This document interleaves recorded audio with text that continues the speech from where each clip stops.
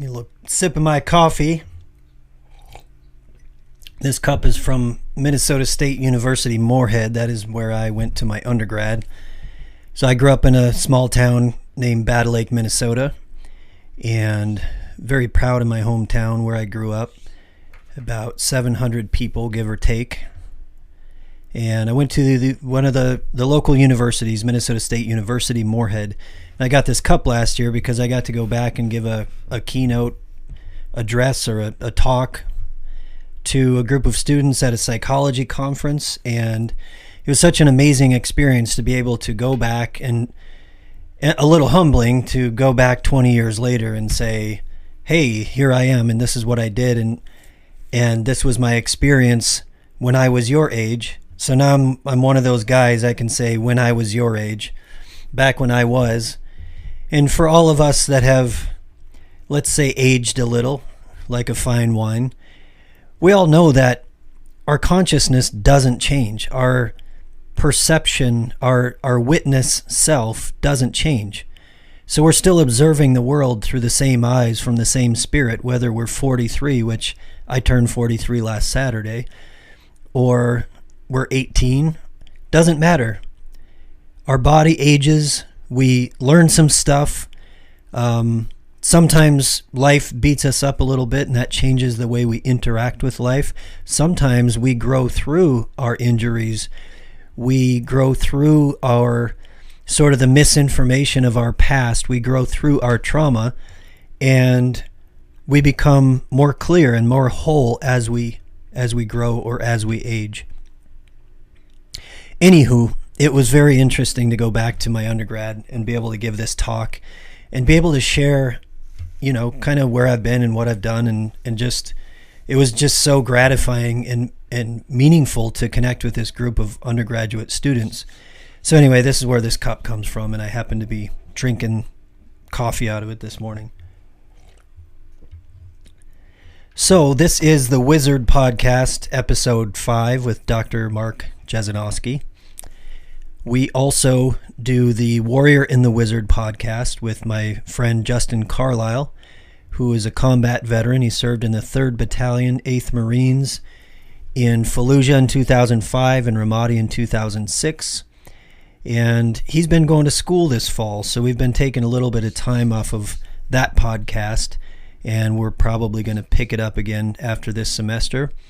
So our best to Justin.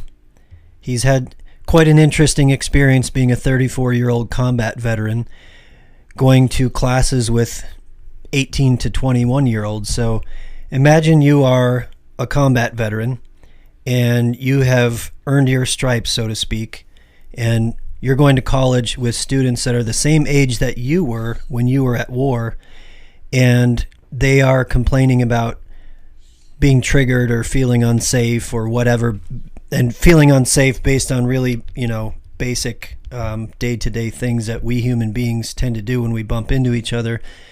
So good thing is he has a really good sense of humor, and he just kind of laughs off, and I think he engages a lot of students and even engages his professors in a thoughtful way, as the warrior would do. So anyway, shout out to Justin. So this is the Wizard Podcast, episode 5.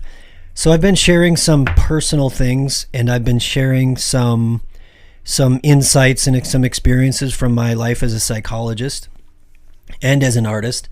It occurred to me that there are many things that I do with my clients. I do with almost every client I have, just to try to get them to sort of a baseline understanding of how their brain and body works, and how psychology works, and how emotions work, and more or less to understand how does this beautiful brain and body of ours work, and how do we use it to navigate this world we live in, this life. How do we use it to navigate the terrain of our inner and outer world?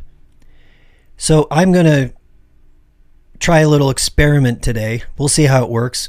There's a 95% chance I'm going to mess something up. Something may fall on my head at any moment. I have a light up there and a camera set up there. I'll give you a quick shot of it. So what I'm going to try to do today is back up a little bit and support some of what I've been doing with just some real basic information. And this is how I present sort of basic psychology to my clients. And I shouldn't say basic psychology. I guess this can be some pretty complex stuff. It depends on how deep we want to go with it. But to me, it provides us with a really good understanding of how our brain and body works and how it learns over time, and really how we can work to change and how we can work to intervene in our emotions, in our thoughts, in our body at any given moment in time, and really how we can build sustainable change. Okay? So what I'm going to present to you today is almost thinking of us as a robot. Like if you were to build a robot and you were to talk about how that robot works and the different functions of that robot, that's kind of what I'm going to do today. I'm kind of an AI geek. I love, robots and technology and science fiction, and I love where we are at this time and place in our world.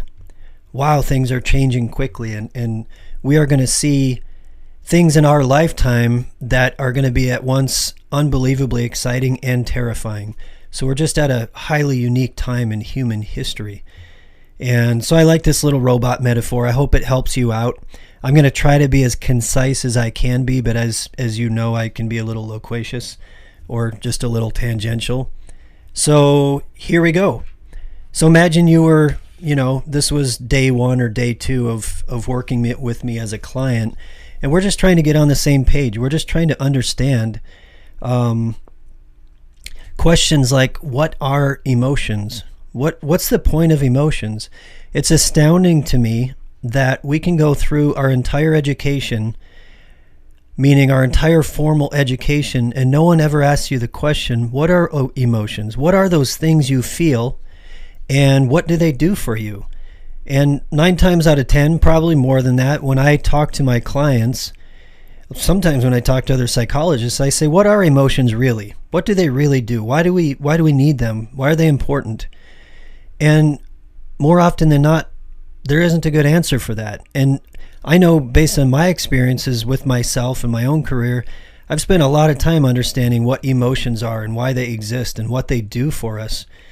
And all of this needs to be understood in the context that we live in a culture that has sort of commodified human emotion. So we tend to look at, from a psychiatric point of view, we tend to look at emotions, particularly the negative ones, as something that needs to go away. We look at it through the disease model of medicine. And what that says is we need to find an injury. We need to collect some symptoms, and those symptoms need to point to an injury. And then we need to try to heal that injury. That works really well when we're talking about a broken bone or heart disease or cancer or something like that, diabetes. But when you're talking about emotions, we live in a culture, this is really, really important, and I may stumble around it a little bit because I think it's so important to understand before we even go into our little robot model. So all of us are born and raised in a culture that's constantly telling us that our emotions and our feelings are bad or wrong. That if you have a negative emotion, it's something wrong with you, it's something bad, it's an indication that something is bad or wrong. So from the time we're very young, our parents are judging our emotions as something that are bad or wrong. They're using words to label our emotions, and those labels actually write the algorithms for how we will relate to our emotions on an ongoing basis. And then we internalize that language, and we start to use judgments and language to define our experience in the moment. So we're constantly judging the sensations in our body as good or bad. We're constantly judging the emotional expressions in our mind and body as good or bad. We're constantly judging thoughts as good or bad. We're constantly judging experiences as good or bad. What we need to understand, and I hope I can demonstrate that clearly today, is that the way that we perceive, interpret, and judge our emotional and sensational and cognitive experiences in any given moment is really how our emotional brain is going to interpret that phenomenon in the future. And I say emotional brain for a reason, because I know if I had a neuroscientist in here, they'd probably criticize me, or if I had someone that was more of a researcher, they'd probably criticize me.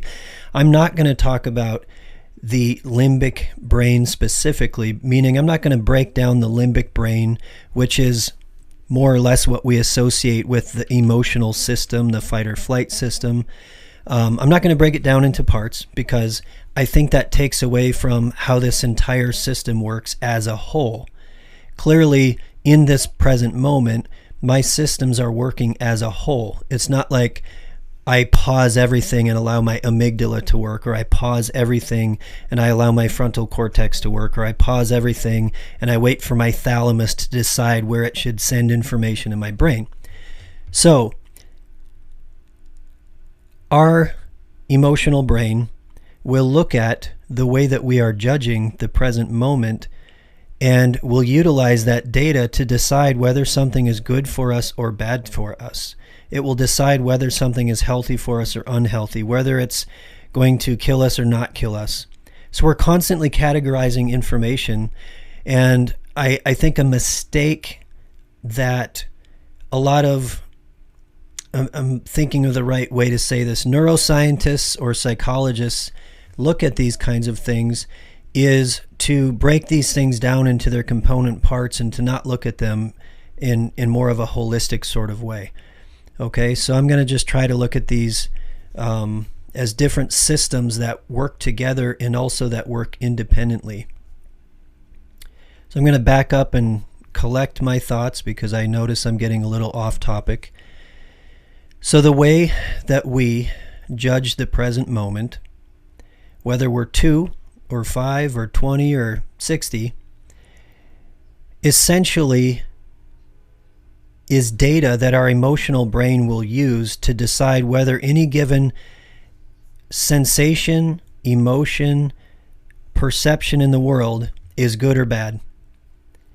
And it will turn on that emotional system, that limbic brain, that fight or flight response, that anxiety thing. It will turn that on if we perceive threat. So we need to understand that most of the threats that we perceive as human beings are not literal threats. This is where I will make sort of a detailed description. And if you're interested in this, there's a guy named Joseph Ledoux. I believe he's a neuroscientist or a neuropsychologist, but he's kind of one of the preeminent guys on this kind of research. So what he basically says is, and I hope I get it correct, the amygdala, which is part of the limbic brain, there's 4 parts to the limbic brain, but the amygdala is there to detect danger. In other words, it's supposed to detect literal danger, like lions and tigers and bears and murderers and thieves. So, but in my understanding, it just doesn't work that simply, because there's such a amazing interconnection between the limbic brain, the limbic system, and the emotion or the cognitive brain, the frontal cortex. And I believe I'm correct in saying that we're pretty good at understanding how the different parts of the brain work, meaning we understand what parts are related to vision, hearing, balance, all that kind of stuff. We're not so good at understanding this thing we call memory. We're not so good at understanding how we access, recall, and utilize memory at any given moment in time. And if you think about it, this present moment requires me to constantly access a database of millions and millions of memories from my lifetime. And those memories are going to influence the way that I interpret, perceive, react to this present moment. What's super fascinating is that all happens in less than a second. In fact, I believe it happens in just a couple hundred milliseconds. So my brain is constantly accessing everything I have attached myself to over the course of my lifetime, probably accessing information that was passed on genetically, epigenetically, which is more the expression of genes, we are accessing all this information all the time in real time, and it's helping us to interpret this present moment. Okay? So I think it's important to look at all of these things sort of from a systemic point of view. And maybe I'll just start with my model, because I notice I'm starting to talk in circles. So you can have a chuckle at that if you'd like to. So I hope you can see this okay. If you can't see it, if you're not able to see it and you're just listening, I will try to explain it as best I can with words, okay? So here we go. Hopefully I don't knock something over. So I'm going to basically break down the brain first. And I'm going to do it in a very simple way. We have a thinking brain. And we have a feeling brain.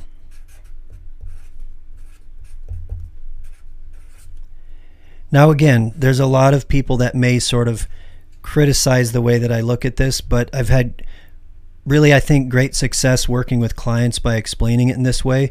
And I use this as a medium to explain things in a much deeper way as we learn and grow together.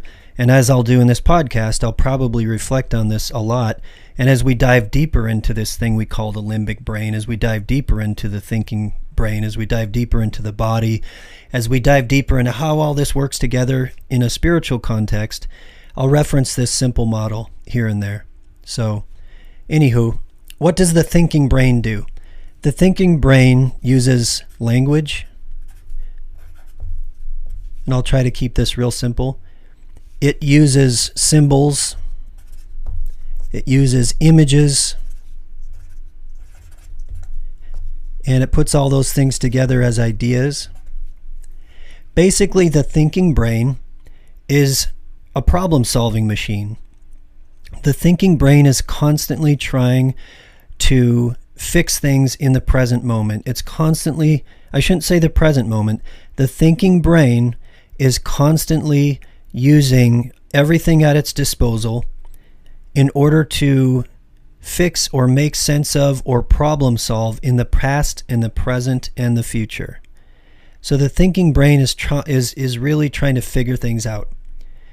What's super interesting is we have this thing called an autonoetic sense of self, an autonoetic consciousness or sense of self. What that means is that we can actually think of ourself in the terms of the past, the present, or the future, or a hypothetical context.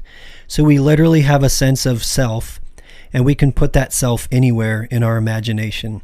And our thinking brain is exceptionally good at doing that, okay? And I just realized that I didn't change the camera, so we'll catch up here. So our thinking brain, let's just say you have unfinished business. This is what we call unfinished business in the past. The thinking brain is going to try to fix problems from the past that haven't been, that we have not perceived as being completed or as being fixed or as coming full circle. We use this German word that I'll murder called Gestalt or Gestalt. That I believe it really comes from architecture, the arts. It's about kind of having a clear plane, a clear field, about having a full circle. It's about having a complete idea, right?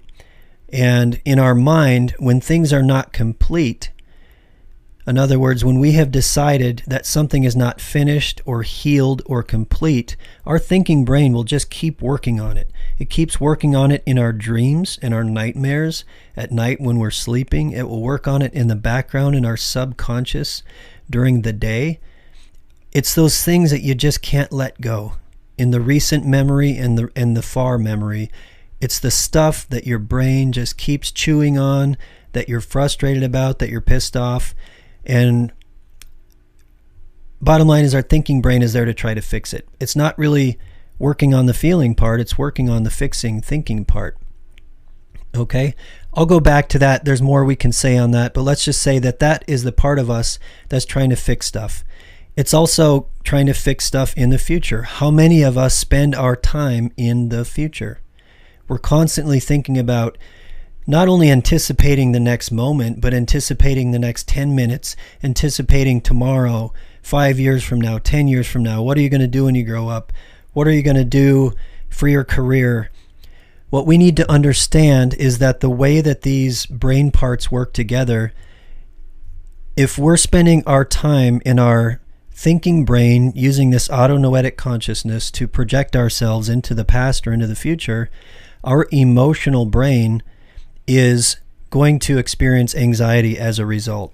And we'll kind of get to that. So everyone's going to have to bear with me a little bit today because there's just so much information to share within this. I'm going to bounce back and forth a little bit, but I hope by talking about it, talking through it, being open, we'll get a really good sense of how this all works. So let's move over to the feeling brain for a second. Again, the feeling brain, we could call it the emotional brain, what a lot of people would call the limbic system. The limbic system has 4 brain parts, and I don't think we need to go into them, but the hippocampus, the thalamus, the hypothalamus, and the amygdala apparently comprise the limbic brain. I say apparently because, as I've mentioned, there's a whole lot of stuff we just don't understand about the brain. We understand the hardware, what each part does. We don't necessarily understand how it formulates memories and how it accesses memories and how it utilizes that information to cross-reference everything we've ever learned in the present moment, okay? So it seems to me that this limbic brain cross-references, and I'm not going to write all this out because it'll take too much time, but it cross-references everything that we have ever internalized or attached ourselves to or stored in memory as it relates to survival and meaning, and it does that in about 200 milliseconds. I hope I'm correct on that. That's just coming from the recall of research and books I've read and stuff like that. So suffice it to say, this emotional brain, this limbic brain, is exceptionally adept at accessing information almost automatically in the present moment to keep you safe and to help you navigate your life in the present moment. Now that's amazing in that it can literally sift through that much data in that period of time. Where it falls apart is it does that automatically. It uses shortcuts that we call heuristics. We fall into biases very easy because our brain tends to categorize information. So what we need to understand about this feeling brain is, and I'm going to back up a little bit, it cross-references everything we've ever learned that's relevant. It doesn't understand reality versus fantasy or imagination, which would bring us back to our thinking brain, but I'm not going to go back there right now.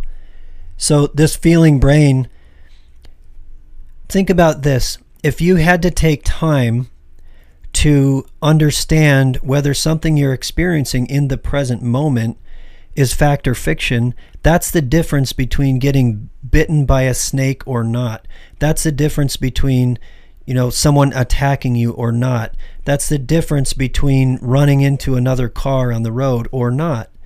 We have to react sometimes in less than a second to protect ourselves. We have to react in less than a second to make a choice, to make a decision, whatever that is.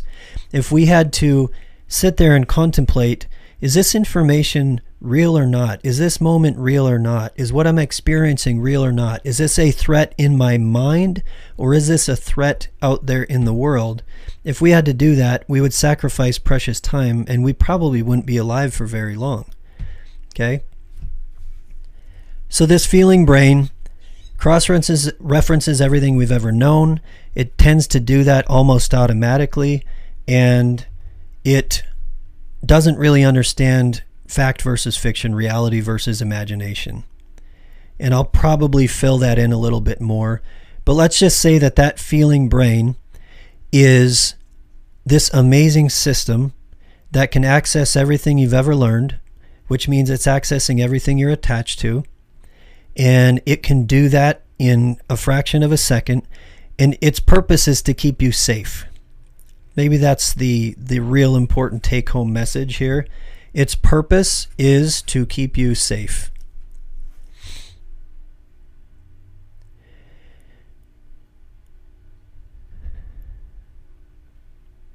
And I'm pausing to see if I can pull anything out before I move along here. Yeah, we'll come back to it. So we got a thinking brain, we got a feeling brain. The thinking brain, constantly problem solving, feeling brain, constantly reacting in the present moment to keep us safe. What we need to understand is that these two systems work seemingly independent of one another. They are interconnected. They work together, right? They work together, but they are also their own separate systems.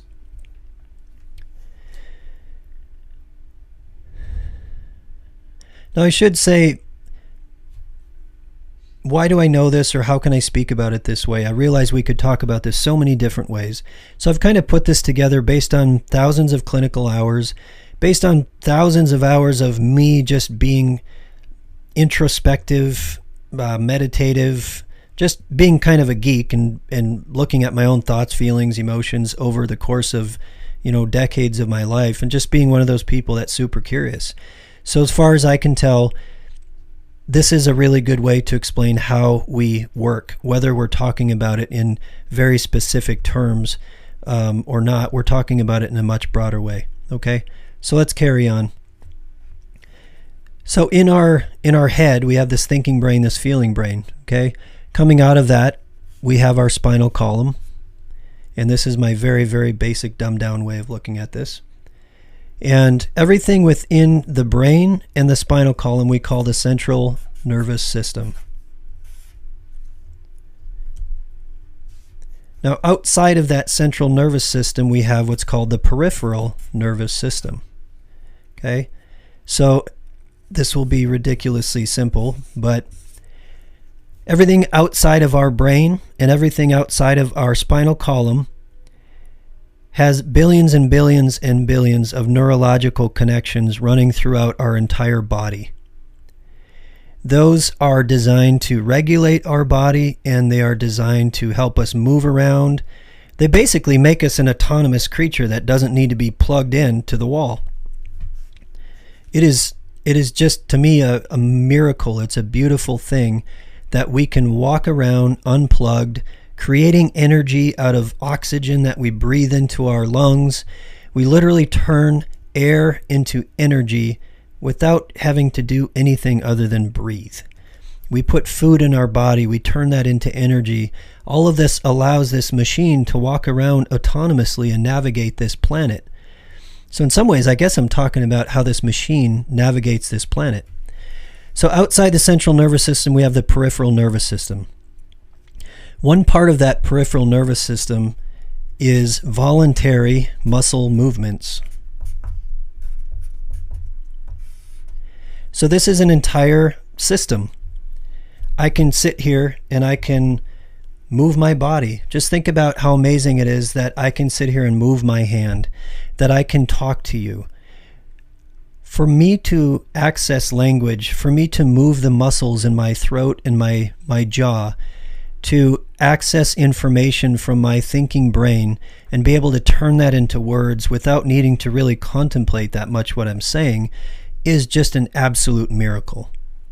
The fact that I can move my hands and I can do that without really having to do anything other than say I'm just going to move around. All of these things are possible because of how these systems work together. So back to the voluntary movements, that's one part of this peripheral nervous system. It's this thing outside of us that allows our muscles to move voluntarily. And this peripheral nervous system, let's just think of it as it's the wiring from the brain and the spinal column that goes into the body and allows the body to become autonomous. One part of that system is voluntary movements. So another part of that system is, first of all, I'm going to go into the sensory division.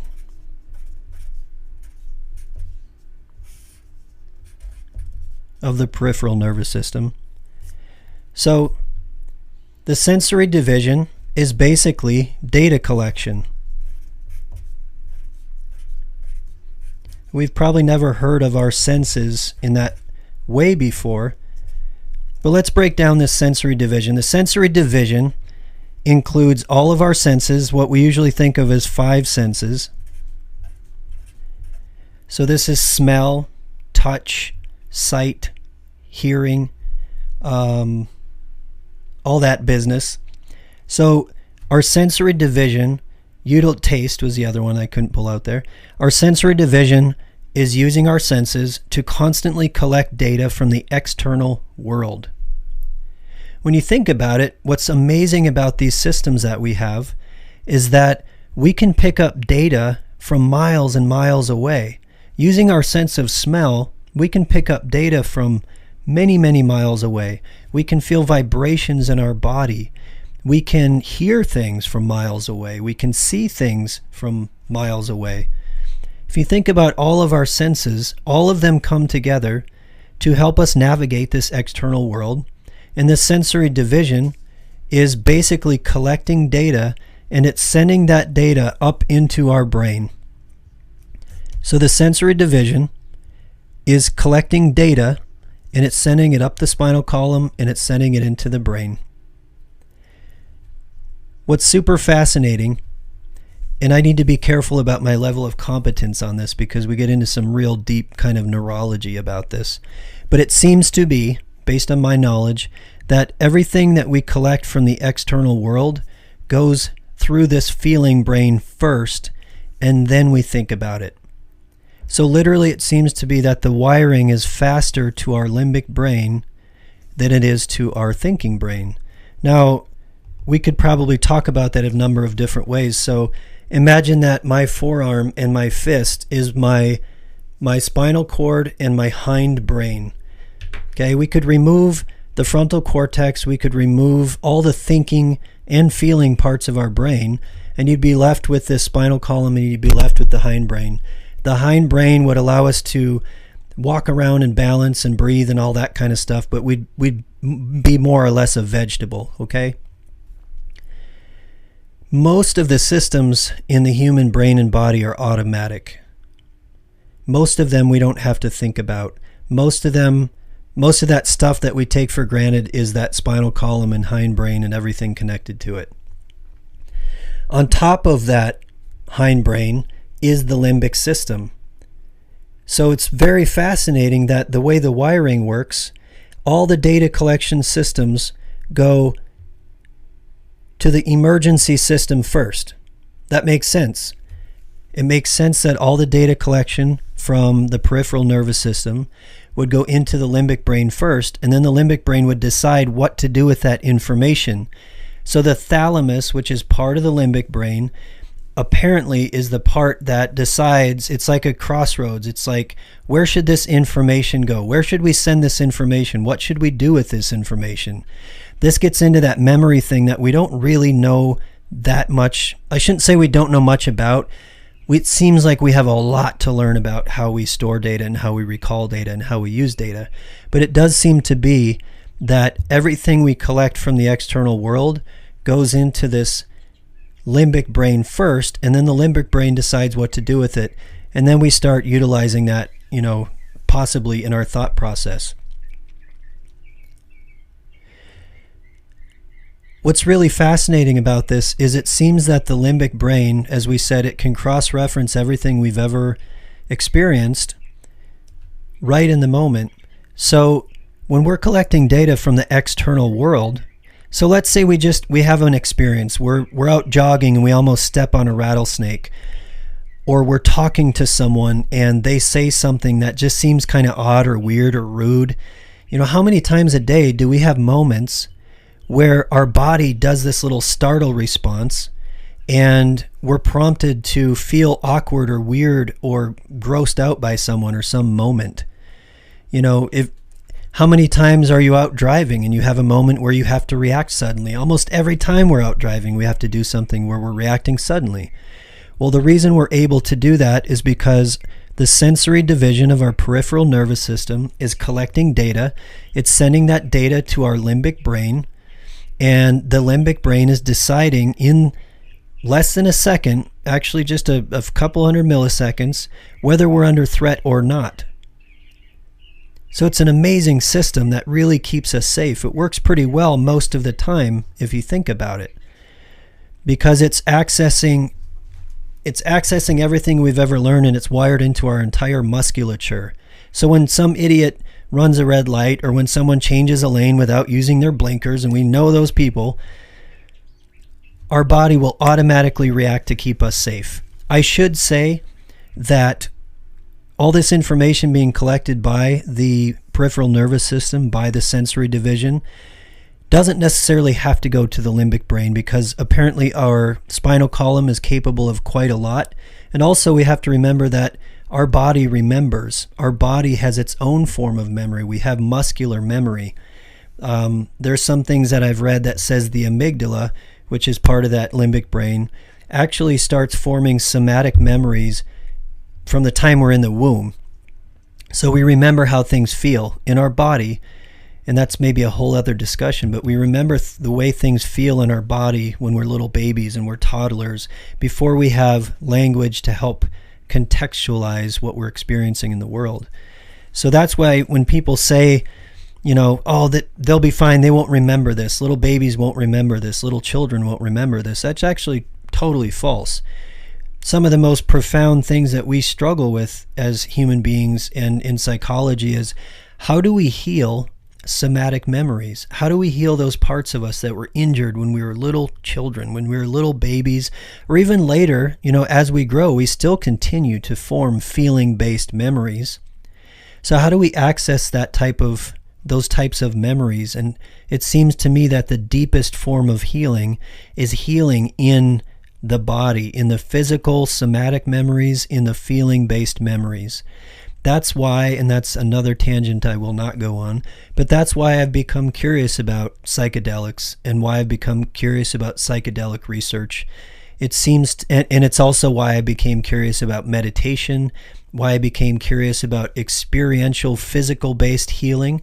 I'm on the board of a program called Wave Academy that does Watsu water massage, and what it's really doing is helping combat veterans, or veterans in general, I should say, experience a sense of calm in the body. And once we have a sense of calm in the body, we can translate that into a more profound type of healing. It seems like when the body heals, the rest will follow. It's really hard to change in that thinking part of our brain first and then expect our body to follow. In my experience, I think it's really important to help the body change and to experience physiological change. But let's not go too far down that road right now. So let's get back on track. So as a system, we have this peripheral nervous system. We have the sensory division. The sensory division collects data. It sends that data up to the spinal column, up to the feeling limbic brain. The limbic brain decides what to do with that data. It may make you jump. It may make you startle. It may start some anxiety. It will simply respond to that data in accordance with how you have programmed that limbic brain over the course of your life. So remember, that limbic brain is not always reacting to fact.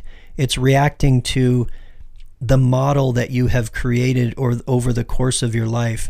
That's why working through trauma is so important. It's why working through misinformation is so important, because essentially we have algorithms built into us that are not always very accurate. And again, think of how many of us react to other people in a way that's not really appropriate. How many of us react with anxiety to circumstances that shouldn't make us scared, but we get scared anyway. All of that is based in our past programming. All of that is based in how we interacted with the people and the circumstances that were closest to us. So if we are people that grew up in really complex trauma type circumstances, then our brain and body is going to be calibrated to be more hypersensitive, essentially. So we have to remember that this system is working in this amazing automatic way, but it's not necessarily always very accurate. That's why we need to hone it and work on it over time so that we can make this amazing system a more perfect system, a more perfect machine for navigating this life. All right, let's move on. So we also have something in the peripheral nervous system called the autonomic nervous system. And we always have to use these fancy words.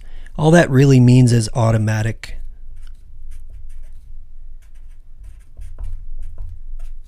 This is where we get into fight or flight, okay? So we break the autonomic nervous system.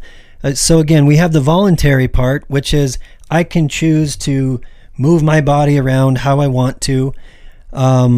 We have the sensory division, which is I'm going to automatically collect data whether I like it or not. I'm going to collect data when I'm sleeping. I'm going to collect data while I'm awake.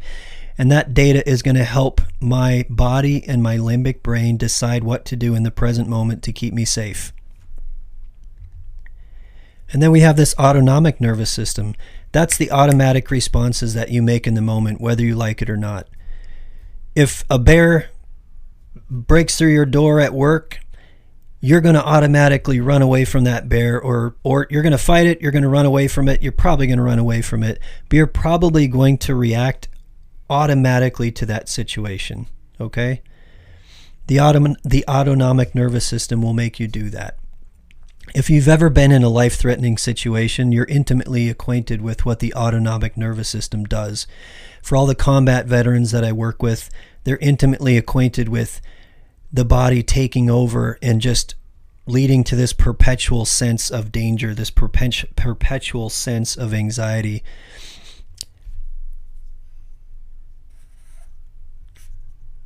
So the autonomic nervous system is broken down into the sympathetic. I can't see past my mic here. Sympathetic and the parasympathetic. Forgive my horrible handwriting. I can barely see what I'm doing. So the sympathetic nervous system, that is your fight or flight system. That's the, oh shit, something's happening. We've picked up on a threat. We don't know if that threat is real or not, but we're going to react anyway. A full-on sympathetic nervous system response is going to shut down your peripheral muscles and blood. It's going to put all the blood to your big muscles. In an extreme situation, you're going to evacuate your bowels. You might evacuate your stomach. Basically, it's going to do everything it can to put all the resources towards survival. It could care less about thinking. Oh man, we just lost a camera. Sorry about that, everybody. Now I'm just going to have to talk about what I'm writing. So it's going to put all your resources into survival. The sympathetic nervous system. This is why if you're someone who gets nervous a lot, if you're someone who gets anxious a lot, if you're someone who has a really hard time going out in public, and that's okay. There's a lot of people who have a very difficult time just kind of engaging with life. We get very nervous around people. We get very nervous around work, get nervous around driving, and we can kind of get into why that is. But this sympathetic nervous system is going to take the blood away from your extremities. That's why sometimes we get cold hands and feet when we get really nervous and anxious. It's why we have heart palpitations. Our body does all kinds of funny things that we don't like when we are experiencing a sympathetic nervous system response. What's interesting is if you're experiencing a sympathetic nervous system response in the context of a real threat, so you're driving and some idiot pulls in front of you, you're in your backyard and a lion runs out at you, which is never going to happen. You experience a true threat. A burglar is coming at you, someone who wants to assault you. Well, you're going to have a very legitimate sympathetic nervous system response in that case.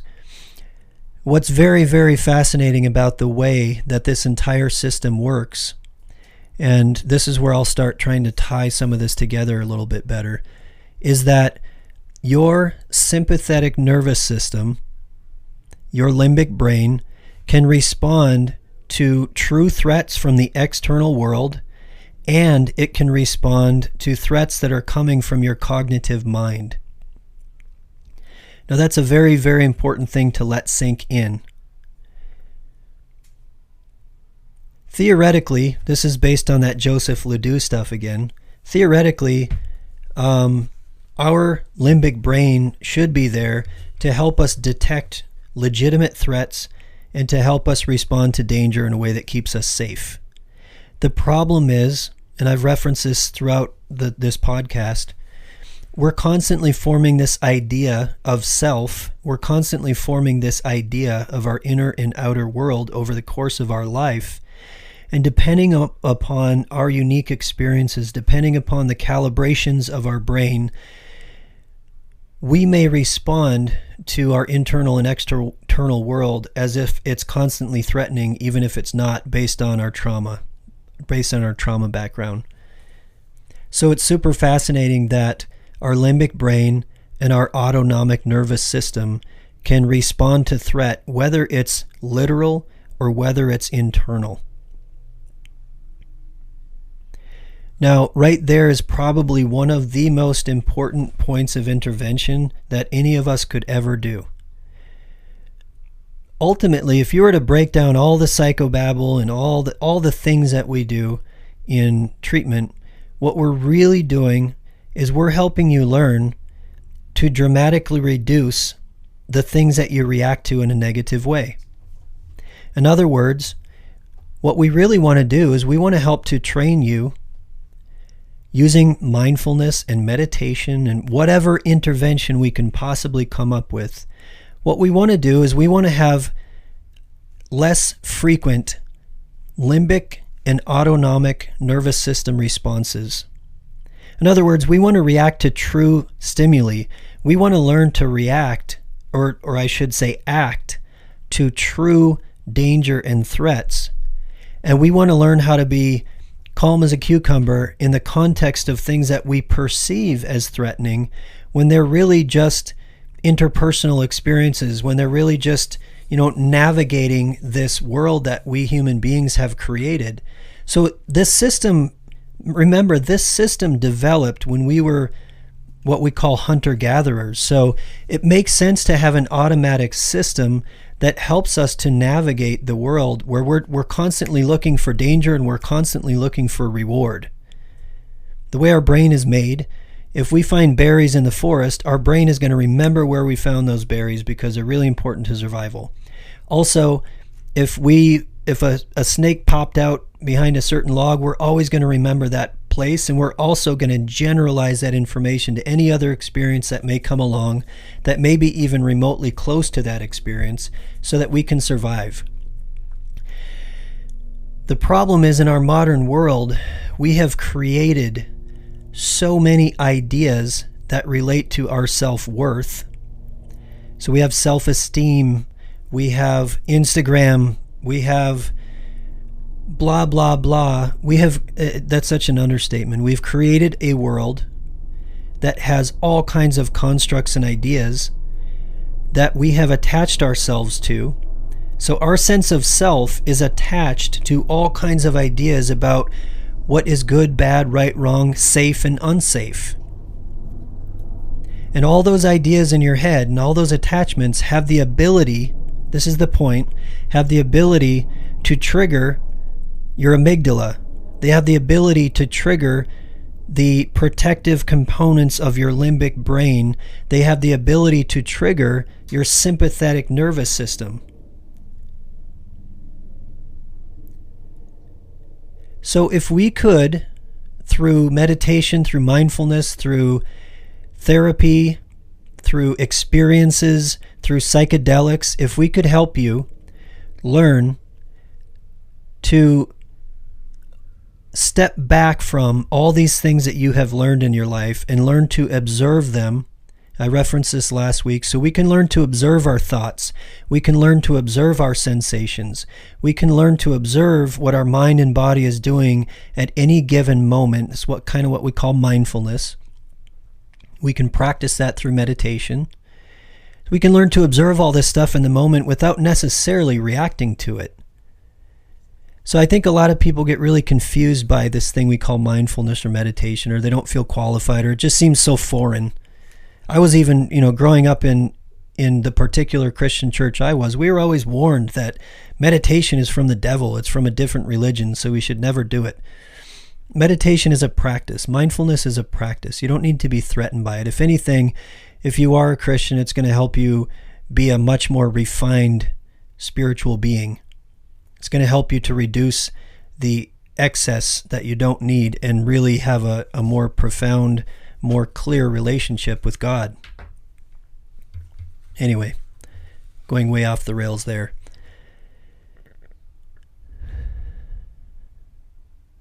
So if you think about how we intervene in this system, we need to learn, let's kind of go through these again.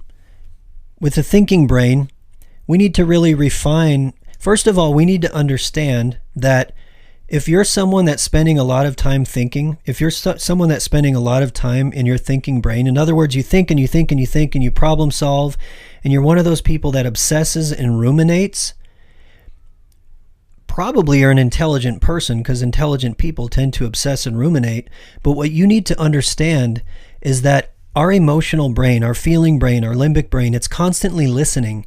It's constantly observing your thought process. If your thought process is in a really negative place, if your thought process, back to that trying to complete the gestalt, you're constantly problem solving, you're trying to fix the past, you're trying to fix the future, you're trying to fix the present, you're living in some hypothetical present moment that is, you need to fix relationships and fix things going on in your children's school, and we need to fix the world, and nothing is as it should be, then our emotional brain is going to respond to that as a source of threat. And you are going to experience anxiety. You're going to experience anger. You're going to experience a heightened sense of discomfort in your body, in your mind. Simply because you are judging and interpreting the world in the present moment as if it's a dangerous place. And you may be judging and interpreting the past, the present, or the future as if it's a dangerous thing. And anything that we interpret as dangerous is going to turn on these systems that are designed to protect us. It's going to make us feel anxiety. If maybe just a word on that. Anxiety is sort of the desire to control things, the desire to, if we think enough, if we worry enough, we can somehow control, and then we will be safe. The way I look at depression is it's kind of related to that, but depression is sort of an exhaustion of that system. Depression is, there's so many things that I am perceiving are dangerous all the time that I feel overwhelmed, I feel powerless. We could say we've engaged in this thing we call learned helplessness, and we're just shutting down, we're going back into the cave, we're curling up in a ball. If you think of all the symptoms of depression and you remove judgment, depression is basically saying, there's just too much danger out here. We need to get away. We need to protect ourselves. We need to shut down. It feels miserable, but the point of depression is actually to protect you. The point of anxiety is actually to protect you. Depression and anxiety are not the problem. It's your attachment to your thoughts and your feelings, your past and your future, and your hypothetical present that's actually causing all the problems. And those attachments are physical, they're physiological, they're cognitive, they're emotional. So it's not as simple as saying, oh, well, now that I understand this, I can just make this go away. What we need to do is we have to be able to practice our way through this, okay? So we got the thinking brain. The feeling brain, I think we've gone through quite a lot. So how do we intervene in a system that reacts automatically? This guy, Viktor Frankl, this amazing psychiatrist who was in Auschwitz and I believe Dachau in World War II. He lost his whole family. He lost his whole career. He wrote an amazing book called Man's Search for Meaning. But he has this famous quote that I won't be able to recite exactly, but it's basically, between stimulus and response, there is a space. And in that space is where we find true freedom. Okay? What does that mean? It means this entire system is going to react to the stimuli of the present moment, whether it's in your head or outside your head. And then we're going to respond to it somehow. If you can create space within that experience, you can intervene and you can change. In order to create a space in a system that works automatically, like your feeling brain or your autonomic nervous system, you have to be able to put your attention in your breath. You have to be able to slow down the moment. You have to be able to recognize that you have a conscious witness within you that we look at as the soul or the true self. You have to be able to look at and observe what is happening in your thinking brain, what is happening in your feeling brain, what is happening in your physical body. To be able to observe all of that, to be able to, in a way, accept it, and to understand that all of this is really good information that's going to help you navigate your life, but none of it may be accurate. None of it may be real.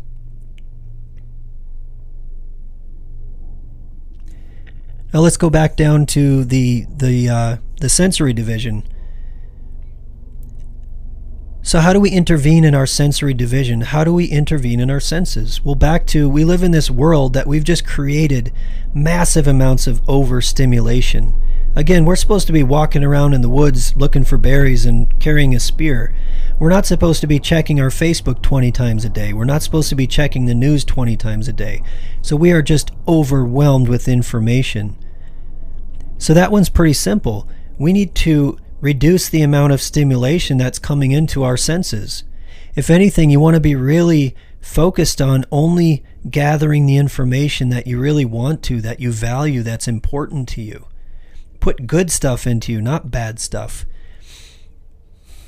Don't constantly check the news feed. Don't constantly check the social media. If it's important to you, do it really deliberately and not haphazardly. Don't do it obsessively, because then your emotional brain is going to perceive that there's something wrong. If you do it really deliberately from a positive point of view, your emotional brain will think this is a good thing for you. And then how do we interact with this autonomic nervous system, with this sympathetic division of the autonomic nervous system? Well, what that looks like is, you perceived a threat in the moment, whether it's internal or external. Now your heart's beating faster. Now you're sweating. Now you're having all those anxious feelings that we don't like. We're having the panic feelings. Again, if a bear is chasing us, we don't sit there and think, oh, I'm having a panic attack. We think, well, I'm being chased by a bear. Of course I'm having these feelings. But if we have these feelings in the absence of a tangible threat, well, we feel like something is wrong with us because we live in this community, this culture that has told us that the feelings in our brain and body are wrong and that they're part of a disease and that we need to make them go away with pharmaceuticals. Right? What we simply need to realize is that all of these symptoms are just doing their job. They're all just doing what they're supposed to do. We need to manage how we're perceiving the present moment and actually learn to hone this system so that it can be a better machine that will help us navigate our internal and our external world. Really, it's about how does this entire system, this is kind of where we cross over into spirituality. And I'm going to actually cut myself off here in about a minute or two. But this is where we would cross over into spirituality. What are all these systems for? What is this machine for? What are we for? Why are we here? Right? What is our purpose? What's interesting is this entire system that I just presented today in kind of a haphazard way. When you put it together and you look at it in a spiritual context, you look at it in a God context, what a lot of people believe is that we are an instrument. We are sort of an instrument of creation. We are an instrument that can be finely tuned and that can be connected to all things around us. In a way, this is where I kind of come from. When you think of God or you think of Christ, what we think of as God becoming part of us, Christ within, Christ becomes us. That's what I believe we think of as salvation. What that really means is we are dramatically changing all these attachments, all the story we have been telling ourselves. We're taking those attachments in our brain and our body, and we're recognizing them for what they are. And we're actually learning to utilize this amazing machine that we have been gifted with to be more in tune with the universe around us. And if you believe in God, then you believe that God is everywhere. God is all things. God is within. God is without. We're all a part of that. When you reduce the noise in your head, you reduce the attachments. What you recognize is that you are a part of God. You recognize that God is within and that you are actually a part of everything around you, that all things are interconnected. So really, we can become better spiritual beings by understanding sort of the hardware and the systems of our brain and our body and how they work together. And we can remove the biases from that system, and we can become a much more honed spiritual being in the moment by learning to use mindfulness and meditation to take a step back from what's going on in our thinking brain, our feeling brain, our peripheral nervous system. We can use all of that as great sources of information, but we don't need to react automatically in the moment and perpetuate our trauma, perpetuate our anxiety, perpetuate this sense